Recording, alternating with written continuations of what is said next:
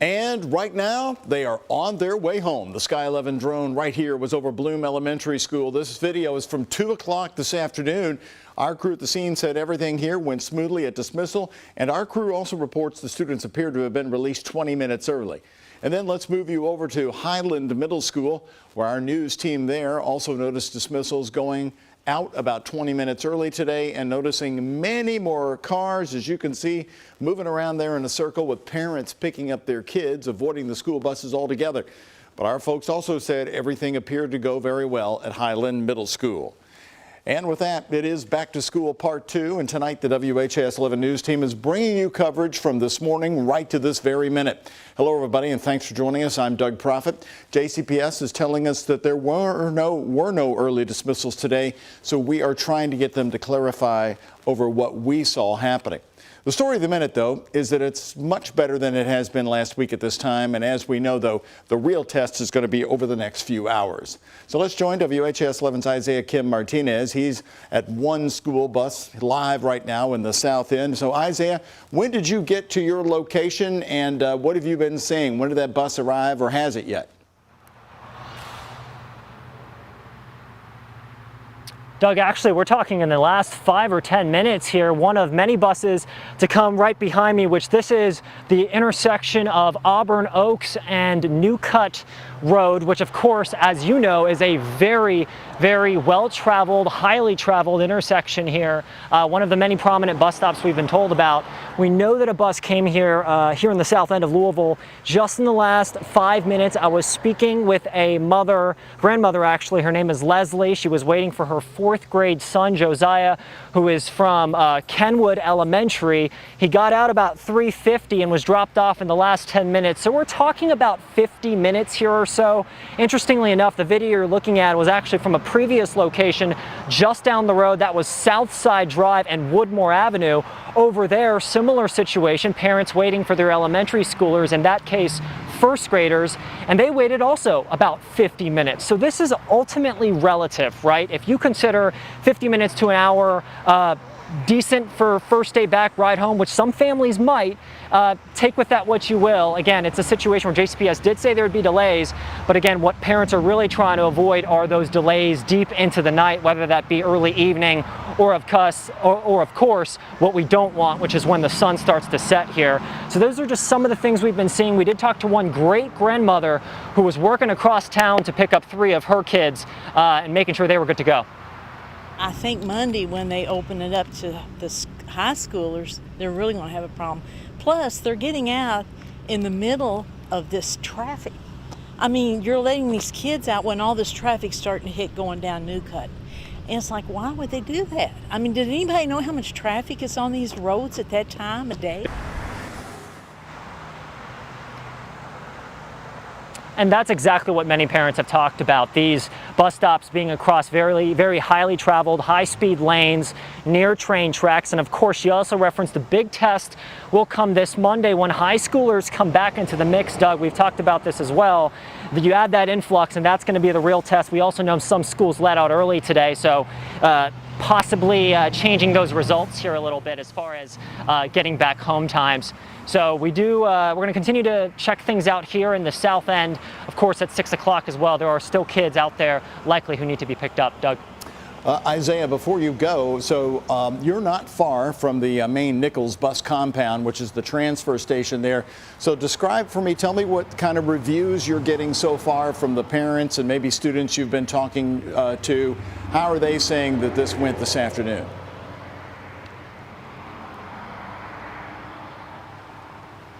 Overall, better than last week. And I think while you could argue low bar in some ways set, of course, they do feel like the bus drivers have a little bit more of an understanding of what their routes are. We actually did see a couple right behind me stop for a moment, open up their doors, and no kids got out.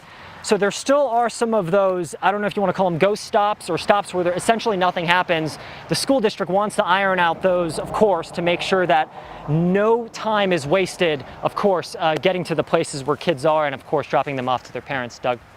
Okay, Isaiah, thank you very much. We'll get another update from Isaiah coming up tonight at 6. Well, a smooth transportation plan also depends on no traffic jams, but take a look. In the early morning hours today, it happened, folks. At 6:30 this morning, a semi went right off the side of the Gene Snyder Freeway northbound at Westport Road in far eastern Jefferson County. This is already a tight area due to major construction. Drivers were detoured all over the place throughout the east end. It caused a major traffic delay and backups right into the early afternoon hours. Well, nobody wants to see a repeat of what happened last week, that 9:58 drop-off time late into the evening. So WHAS 11's Travis Breeze spent this morning traveling all around Louisville. We found a number of bus delays, some shorter this time around, but even more frustrating for parents are the buses that have yet to be assigned to their kids. Families were back out at the bus stops Friday morning, just like all of these folks we saw off of South Hurstbourne Parkway. The ones we spoke to said their buses were at least 30 minutes late, all of them hoping to get back into the classroom and back into a routine. About 3 buses stopped here between 7:30 and 8:20 Friday morning. Families holding their breath to see if it was theirs. It's like a new school year, new classes. All of it is new. Dania Gonzalez was waiting with her mom and younger sibling to go to Marion C. Moore Middle School. Added to their stress, Dania has been homeschooled for the last 3 years. My bus is supposed to come in 7:20. So it's currently 7:50. Are you worried at all?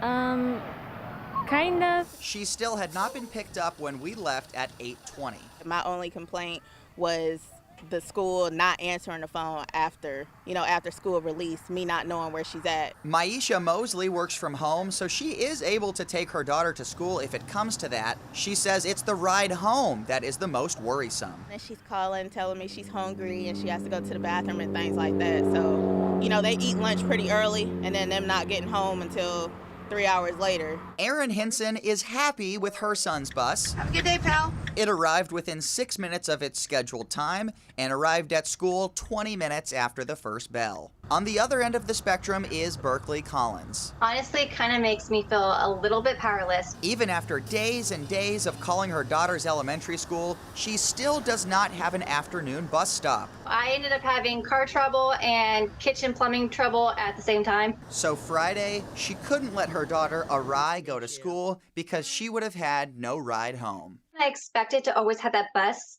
and rely on that transportation from the school. I shouldn't feel bad that I don't have the tools necessary right now to get them to school. With photojournalist Nelson Reyes, Travis Breeze, WHAS 11 on your side. So right now here, we do want to give you the latest on how it's going at the moment and what to expect for later. Sam Corbett is joining us here. He's a former JCPS school board member and former head of the JCPS Foundation. You're also still very well connected with other school board members, teachers, and even principals. Right. What are you learning? You've been working the phones for us all day. What are you learning at this moment? How's it going? Well, as we've been reporting and you've talked about, much better than what we experienced last Wednesday. But clearly we've got some issues, some challenges.